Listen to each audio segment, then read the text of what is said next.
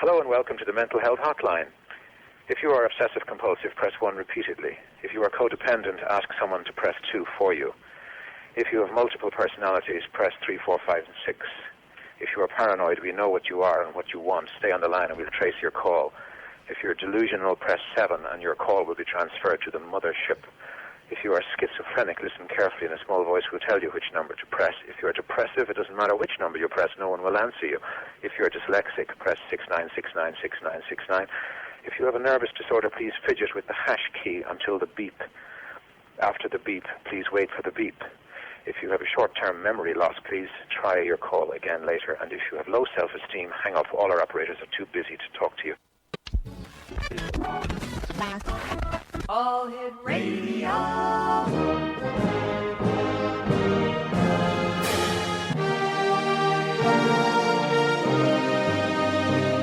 Welcome to the X Zone, a place where fact is fiction and fiction is reality. Now, here's your host, Rob McConnell.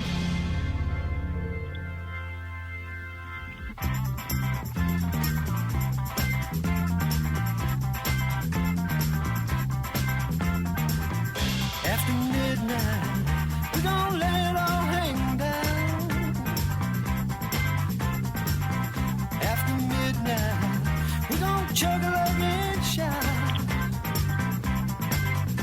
We're gonna stimulate some action. We're gonna get some satisfaction. We're gonna find out what it is all about. What it is all about. After midnight, we're gonna let it all hang down.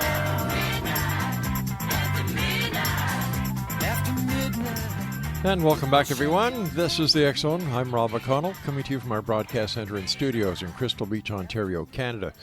My guest this hour is Raven Digitalis, and Raven is the author of Empath's Oracle, The Everyday Empath, Esoteric Empathy, Shadow Magic, Compendium, Planetary Spells and Rituals, and Gothcraft. Originally trained in Georgian witchcraft, Raven has been an earth-based practitioner since 1999, a priest since 2003, a Freemason since 2012, and an empath all his life.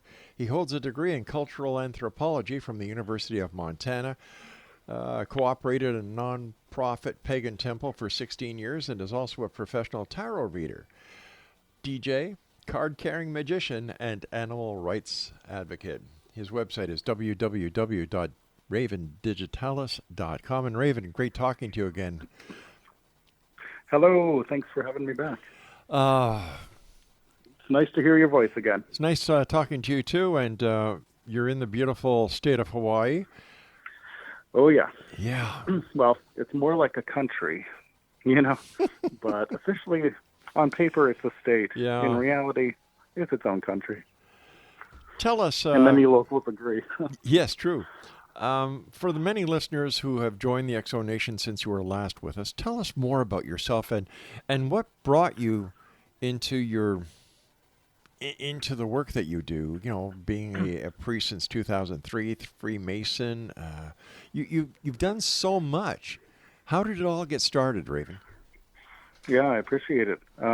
Never a dull moment, really. Always something going on. A tarot reading to do, a job to be done, a book to be written. So, I just try to be inspired and go with that inspiration and wherever spirit calls me at any given time, while still, trying to make a living. I do healthcare work, and right. So that's like the 9 to 5. But I would never do a 9 to 5 job, actually. So I like the later hours. But basically got started early in metaphysics, and it just grew and developed and went in many different directions. So it's an honor to keep publishing and keep helping others in the world and try to make it a better place, one piece at a time. That's all we can do. Yep. Are you finding more and more people these days, post-COVID, still in a world that is haywire, are turning to the alternative crafts for answers that they can't get from established religious philosophies? It really does seem that way. I've noticed that myself. there's so much internal work, I believe, that people have had the opportunity to do, especially during those times of lockdown, which for some people were destructive, for others were constructive, and for others it was a mix of the two. So I think that the time of COVID, especially lockdowns, just brought people into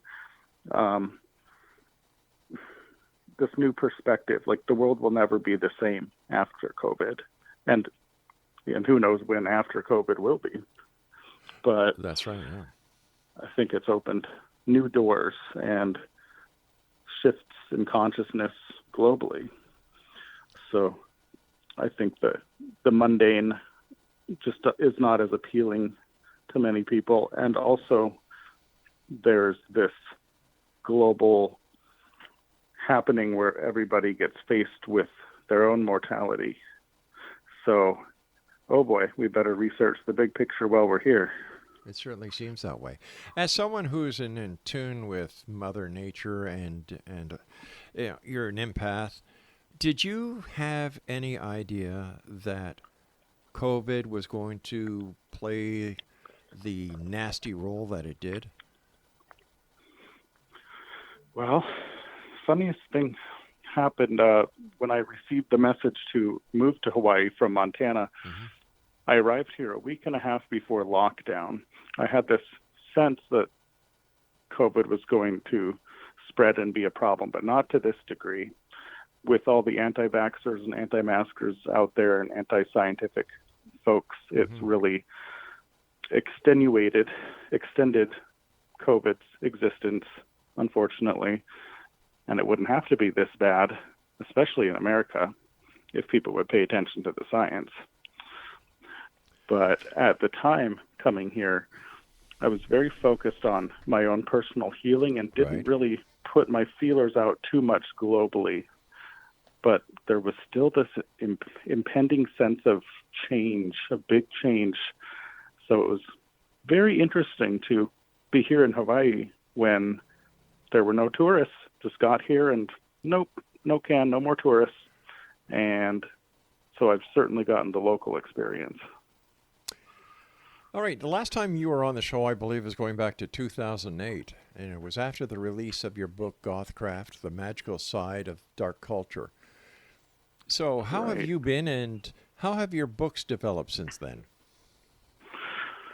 Well, I originally got started out looking at Gothic culture and darker magic, not black magic, but more shamanic-based magical practices.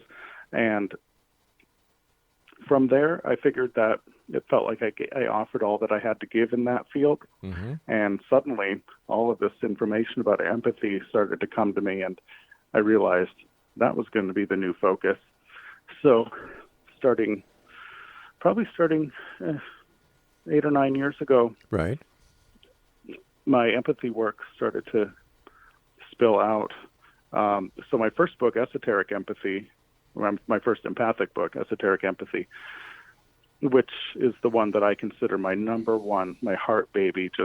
I'm so proud of it. It took about 6 years to write and research and lots of self-reflection, lots of editing, lots of artwork in there.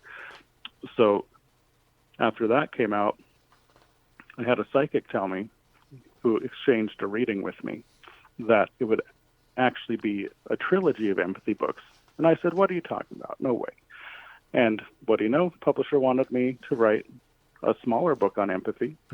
And so then I came up with The Everyday Empath, whereas Esoteric Empathy is more tailored for empaths who identify with witchcraft, occultism, magic, earth-based, nature-based spirituality. The other one, the smaller one, The Everyday Empath, is just a smaller book that's for everyone, and from any walk of life. Everybody can approach it. And I like to mix the scientific with the metaphysical because I feel like they're so deeply intertwined, if not inseparable, that it's good to look at it from all angles. So I even have scientists that have read my books and have given some good confirmation about the material, which I'm humbled by. So the newest project is coming out in May, hopefully sooner. They usually end up releasing it sooner. But it's called the Empaths Oracle Deck, and this came together in less than a year. Wow. So that it ended up being my third empathy project. So the trilogy is complete, and actually just yesterday on the full moon of October, I put the finishing touches on the final proof document for it. So felt very magical. All right, So I wrote that. I'm sorry. Yeah, so I wrote, what's that? I said, go ahead. I've got to take my break in about 10 seconds. Okay. So it's a mini book that I wrote along with 40 cards, 40 affirmation cards for empaths coming out in May. Let's talk more about this on the other side of this break. And X Zone Nation, our guest this hour is Raven Digitalis. His website is ravendigitalis.com. This is a place where people dare to believe and dare to be heard. And we come to you Monday through Friday from 10 p.m. Eastern until 2 a.m. Eastern right here on the X Zone Broadcast Network and our affiliates around the world. Speaking about affiliates, there's a great new radio station down here in Ontario called Classic 1220. Check them out if you like classic rock and roll and if you like classic talk. Their website, classic1220.ca. Get some satisfaction, we'll find out what it is all about. After midnight, we gon' lay it all hang down. After midnight, we gon' shake your tambourine.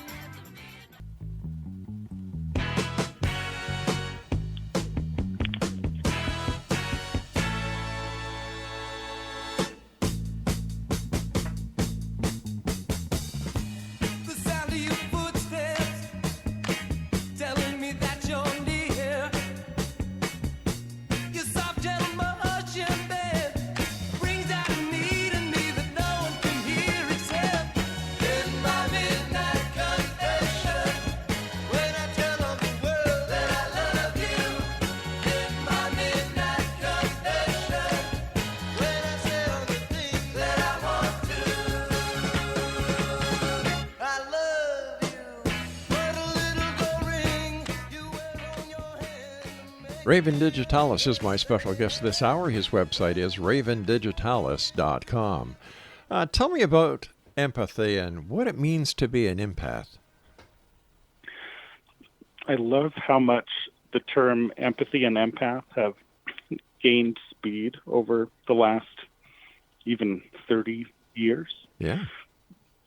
In the media, one of the first mentions of somebody as being called an empath, I think the first mention was on Star Trek in one of the original episodes in the 70s. So the character Jem was an empath. That was her species there.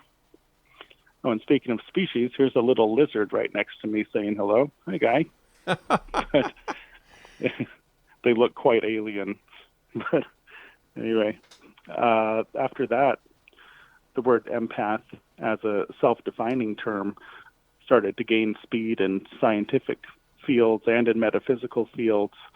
And I heard about it myself in high school during a time of emotional overload. I sought the advice of an elder, and she said, "Oh, you're clearly an empath." I'm like, "What is that?" And, well, it can be defined as emotional psychicism, even though it's not psychic in the traditional sense. I say that because psychic abilities are more cerebral and based in the mind, but empathic abilities, which we all have to different degrees, same with psychic, is strictly emotional. So empathy is strictly emotional. So an empath is somebody who takes on more emotions from the outside world than an average person would, and absorbs them, and becomes them, and mirrors them. And this can be very challenging. A lot of the time it can push one out of their own identity or feeling of identity. and make them a people pleaser and never want to argue, just agree with everybody, and want to heal everybody's pain. So with my books and with my consultations, I try to help people get back to a place of balance. So I always emphasize balance, balance, balance. There's always a middle ground and a medium. Sometimes people are so empathetic that they will they'll swing their pendulum to the other side and indulge in addictive behaviors, which can take so many forms. Tell me, Raven, as an empath, how do you deal with all the pain in the world today? Yeah, that's a tough one, because the pain, there's always been so much pain in the world, and it's a matter of what we tune into and what we choose not to. It's not about avoiding the pain of the world, but rather where can we influence positive change the most? So that, of course, starts with the self, working on the self. And then that extends out to people in one's immediate environment, and then the local community, and beyond that. So it's kind of a spiral like that. Because if we look too far into the pain of the world, it's devastating, and it is unbearable, literally. And, I have such a soft spot for animals, especially when I see animals or any innocent person even suffering unnecessarily. It's just heart-wrenching, and I realize that I can't dive into that and unless I can help it somehow and do something to help. So how do you protect yourself? Visualization goes a long way. So imagination and visualization help conduct energy, and thoughts help create reality. So just by getting in tune with the body physically through healthy sleep, healthy food as much as possible, and exercise as much as possible, little things like that, or daily practice, yoga, meditation, those really help link the physical to the metaphysical. So with visualizations, there's shielding that empaths can do. There's also the wearing of certain stones, the favorite being black tourmaline. That's the number one empath stone, for one that wants to keep out too much excessive energy from the outside world. And my books discuss many of these stones, as well as herbs that a person can carry that have been renowned for boundary setting. So that's the thing. Where does the empath's energy begin, and where does the other person or environments end? So it's that discernment that we're going for. And from that place of discernment, we can more easily heal ourselves and others. So when people come to you for a consultation, how can you help them?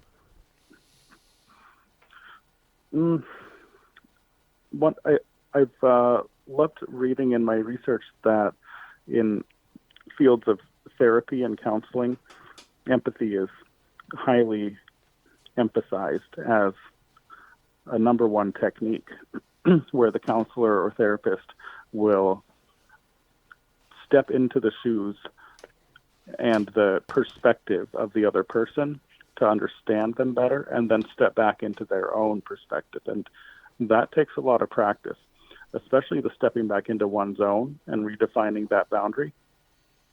So by understanding another person's reality, their lens of how they see the world and experience the world, we can more easily advise. And that's just empathetic therapy. So that can be carried over to many different fields of work, from healthcare work to Reiki and divination and sound healing and yoga instruction and countless professions, medical professions as well. So do you work with the medical professions at any time to help a person? I work with in-home health. I've been doing that for about 14 years. So that can be very rewarding when I'm helping somebody, whether it's emotionally or physically, with what they need accomplished. Also, at the same time, medical professionals or healthcare professionals or professionals of any type that work with others in need to take breaks. And that's a huge empathic thing. We need to take breaks, need to take space from time to time in order to become more full and grounded and self-assured. So empathy burnout is a real thing. It is, eh? Yeah. So who takes care of the empath when the empath is burned out? Well, I think it starts with self-care. Luckily, I can go swim in the ocean if I want to, but not everybody can. So I'm very blessed by that. But we can walk in nature, Right. Clear the mind, just go into a natural spot, can sit with animals who are innocent, pure reflections of nature, take baths, read books, listen to podcasts like yours, and do things that take us to a different space. And then, of course, yoga, meditation, spiritual work, daily practice, those really help one realign and stay grounded and protected. So you've written 2 books about empathy, and now you have a deck of cards that that are on the way called the Empath's Oracle. Is your book and deck of cards designed so that new people who are showing interest in empathy can actually use the book and the cards, or is this for the professional, the person who's already working as an empath? Oh, it's able to be approached by anybody, really. So if somebody is new to their empathic abilities or discovering what they are, they can pick up the deck and the little book that comes with it and get various pieces of insight. So what I recommend for doing with the deck is to draw a card at the beginning of the day and reflect on what that means. And there are some cards that have heavier meanings, others that are more light and inspirational. And it's kind of all over the empathic map. Mm-hmm. So we just have to rely on synchronicity and trust that we'll pull whatever card we're meant to and gain insight from that. And for those who do work with their empathy in a professional capacity, they can gain insight just the same. So the thing is that it's an oracle deck rather than a tarot deck. So it's very interpretive by each reader, whereas traditional tarot tends to be aligned to astrology, esoteric Kabbalah, and many other alignments. All right, Raven, I've got to take a break, so please stand by.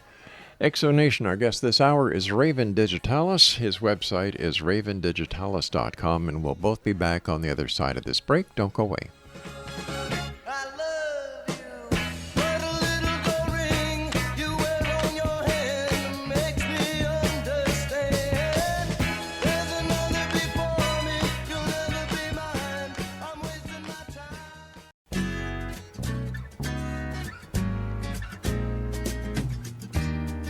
Midnight at the oasis, send your camel to bed. Shadows painting our faces, traces of romance in our hands. Heaven's holding a half moon, shining just for us. Let's slip off to a sand dune real soon. Kick up a little dust. Come on. Welcome back, everyone. Raven Digitalis is my guest this hour. His website is ravendigitalis.com. Raven, the word empath is almost as popular as the word psychic at this point. But how are these different and how are they similar? Yeah, it's one of those things. Psychicism is so much based in the mind and is cerebral, and empathy is strictly emotional and relies on the emotional perspective of the brain. There are mirror neurons confirmed in the brain's frontal cortex, I believe. And also there's the experience of emotional contagion or contagion. Like emotional contagion has to do with one person feeling something and then the other picking it up, and it becomes contagious. That even happens if, we're talking and I scratch my neck and then you scratch your neck after that, or play with your hair, or yawn after, these are social contagion effects. So empathy is emotional, and psychicism is has so many different subsections to it. There's clairvoyance, clairaudience, clairsentience, talking to spirits, so many different things. And all of these gifts are contained in every person. Have these abilities to different degrees. And for someone who's highly empathic, sometimes it can feel like a curse because it's so much emotional energy overloaded at any given time. Usually, people who are highly empathic are not quite as psychic or even socially perceptive, and have difficult times with boundaries for oneself and recognizing them in others, and often don't communicate with ghosts or spirits. I've had some come to me recently, though, which has been very interesting, and I'm just blaming it on the October full moon and Halloween. So hopefully it doesn't continue too extremely, but again, everybody has different abilities and different amounts of these things. So empathy could be considered emotional psychicism, but it's not psychicism in a traditional sense. So can being an empath work with being a psychic? Definitely.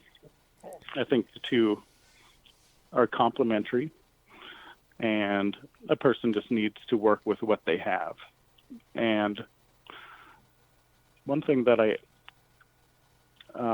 discuss in my various empathy books is that if a person who's very empathic is feeling overwhelmed, they can try to take that experience to their mind and mentalize it and make it something cerebral, thinking about something, thinking about a situation, instead of just getting emotionally attached to it or too deeply involved.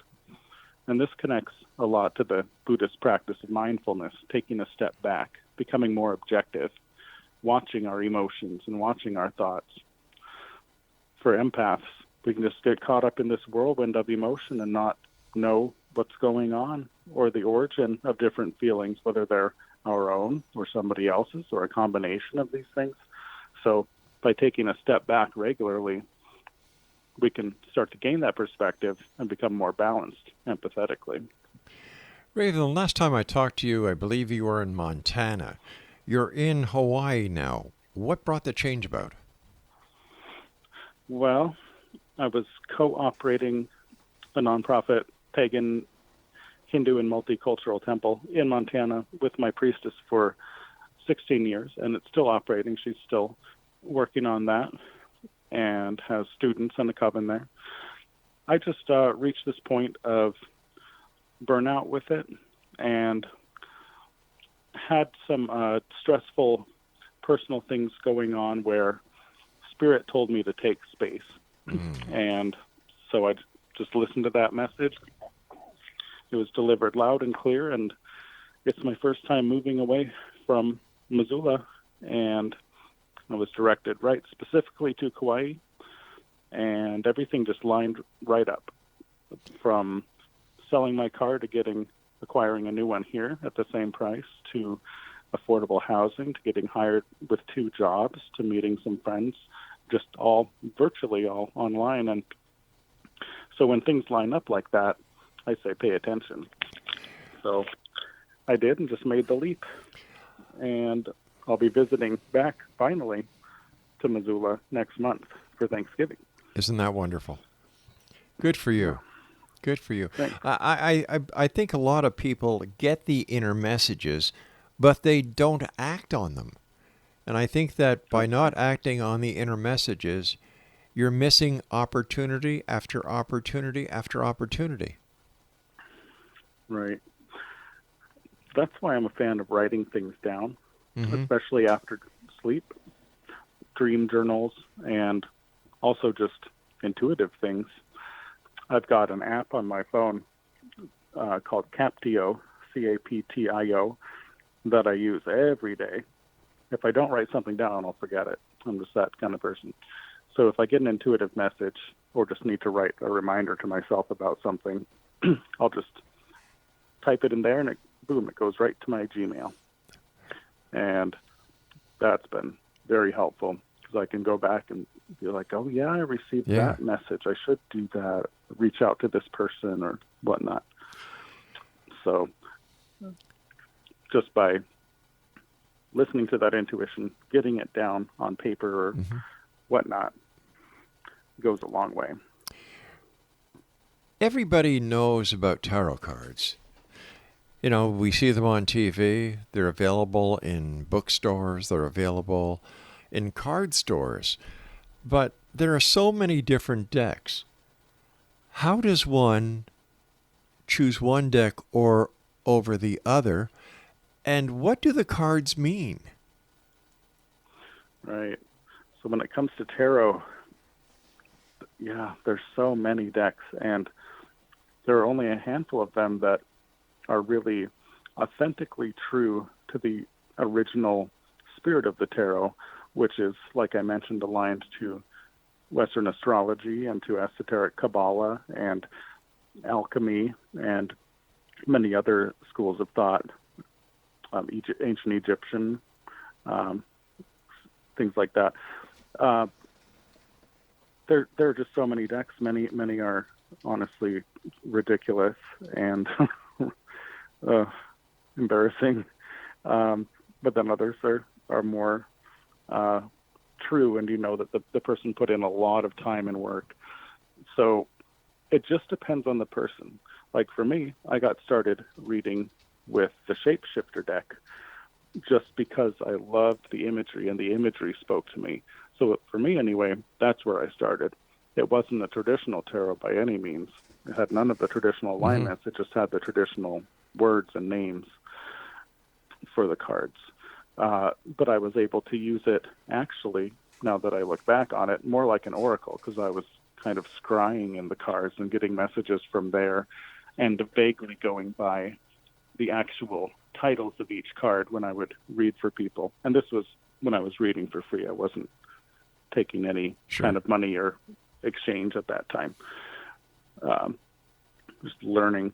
And then the deck that most people start out with is the Rider-Waite deck, or the Rider-Waite-Smith deck, and that's become extremely popular and has many of the traditional alignments. And at this point for me, I use the Thoth deck, Thoth, designed by Aleister Crowley and painted by Lady Frida Harris in the early 1900s. And I'll never use a different deck. It's so deep.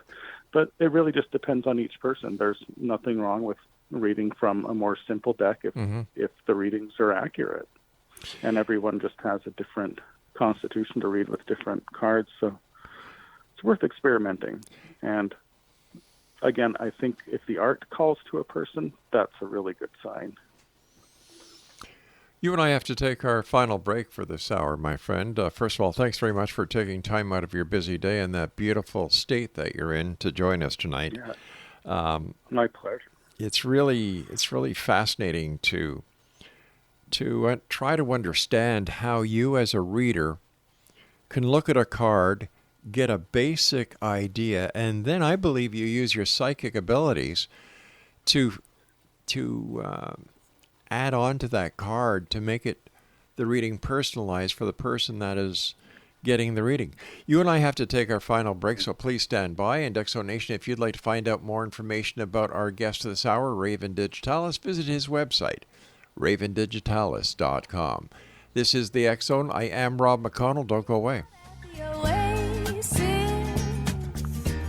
Send your camel to bed.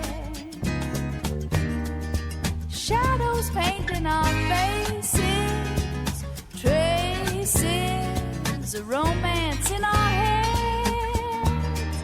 Heaven's holding a half moon, shining just for us. Let's slip off to a sand dune real soon.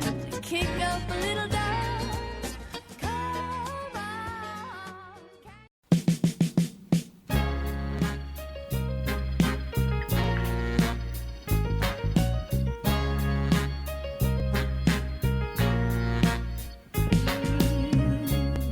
LA proved too much for the man.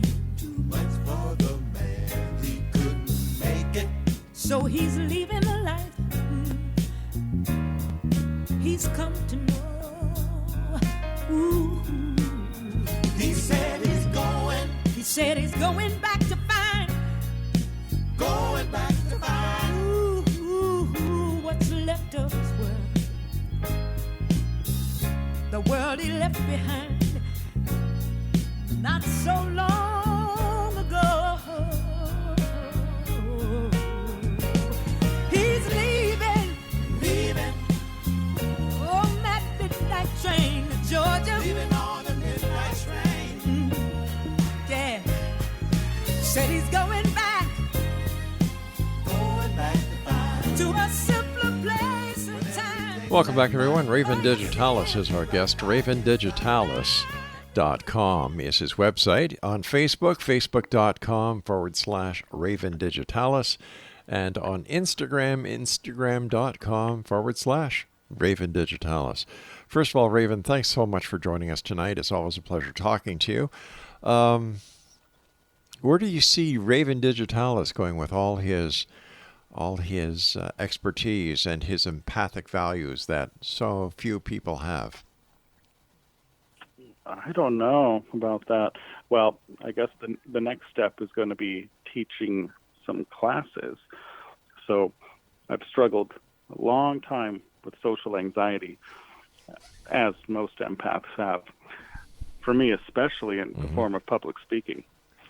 So interviews and conversations like this are not so nerve-wracking now, but they used to be. And you might remember from the first time that we spoke, I was probably a nervous wreck. I know I remember that. Not sure if I sounded like it, but that's gotten a bit easier.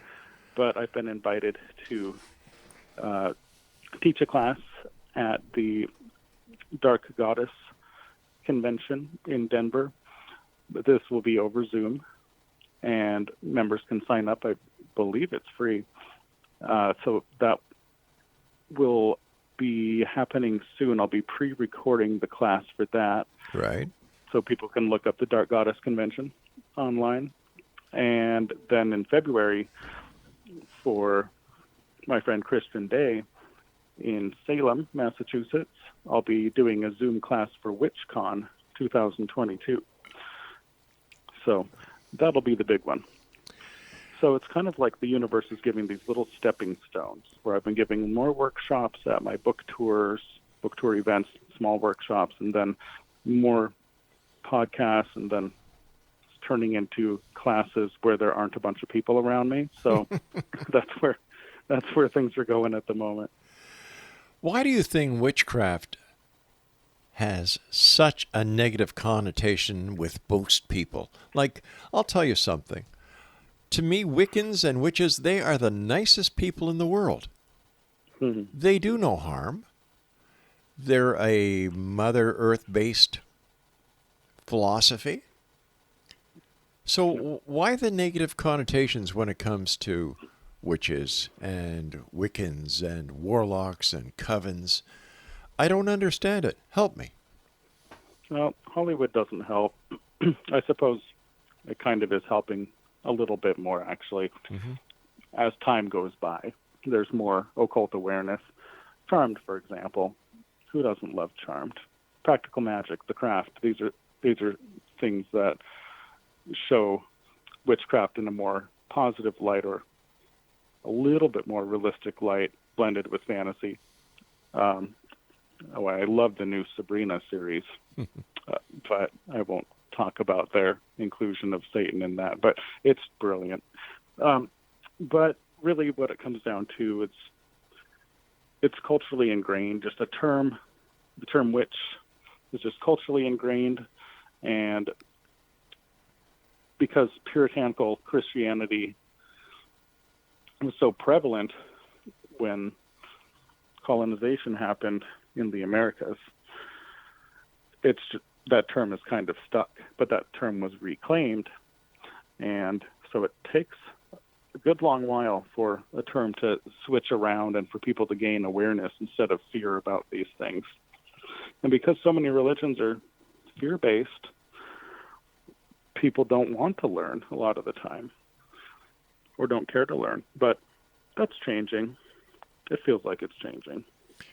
And sometimes you just have to be brave and say, hey, I'm a witch. And I've done that even here in Hawaii, and some people are like, oh, what? No, you're not. No, that can't be. And I have to explain, okay, it's not what you think. You're a witch. You're a priest. Halloween's coming up. Isn't that sacrilegious? Isn't that kind of sacrilegious towards the Wiccans and the witches?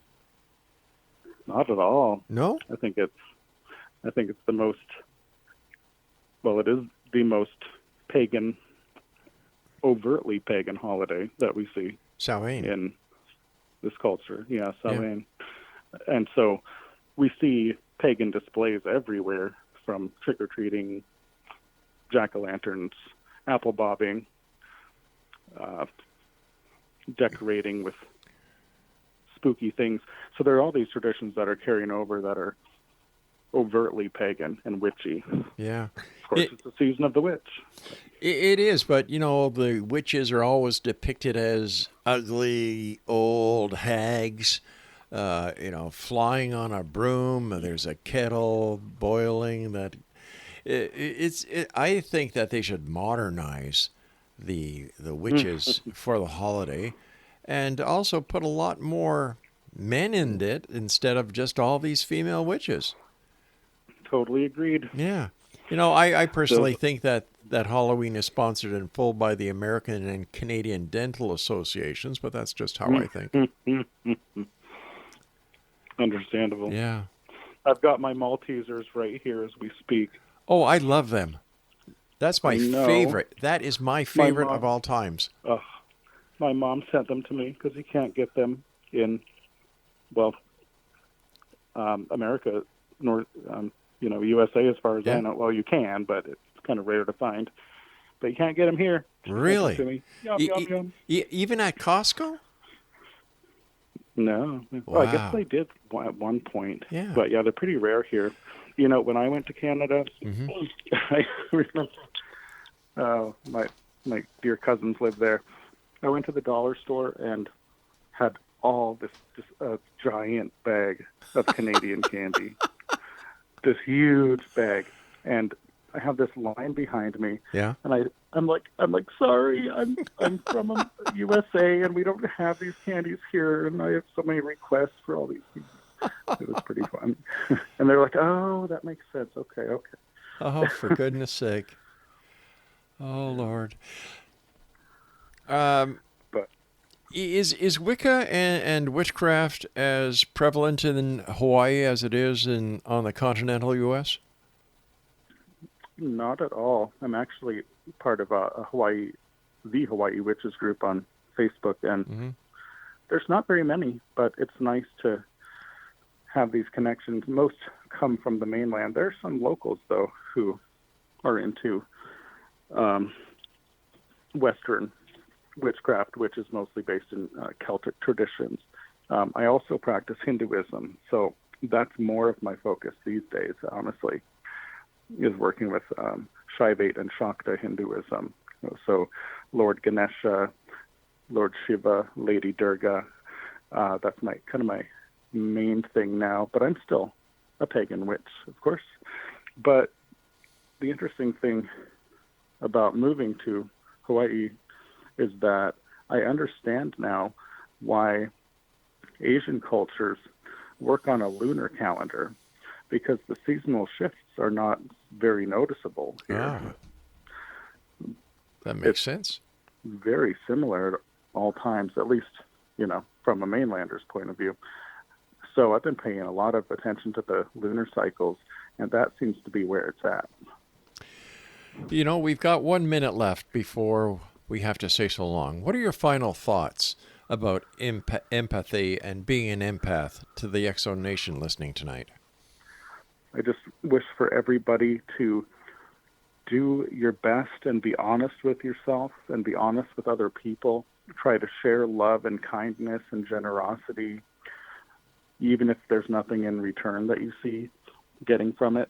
I urge you to take care of yourself in mind and body and spirit, because these are times where things are really shifting very quickly, and we need to stay as grounded and centered and optimistic as we can. Let our listeners know where they can find out more about you and where they can buy your books. Yep, just look me up online, Digitalis or .com, or on platforms, media platforms. You can get a reading from me. Books you can get wherever books are sold. You can have anybody order them in, and numerous online vendors supply them. Raven, a pleasure talking to you, my friend. Take care of yourself. You Keep too. the great work up, and I look forward to the next time we meet back here in the X-Zone. I would love to. Anytime. Thanks for your great work. Hey, thank you, and happy Halloween. Woohoo. Take care, buddy. Bye-bye now. Namaste. Namaste to you, too, and merry meet. All right, X-Zone Nation, my guest this hour has been Raven Digitalis. Once again, his website is ravendigitalis.com. I'll be back on the other side of this commercial break with the news at 6.5 minutes past the top of the hour as we continue here in the X-Zone with yours truly, Rob McConnell, from our broadcast center and studios in Crystal Beach, Ontario, Canada. Don't forget, if you like classic rock, classic talk, check out classic1220.ca.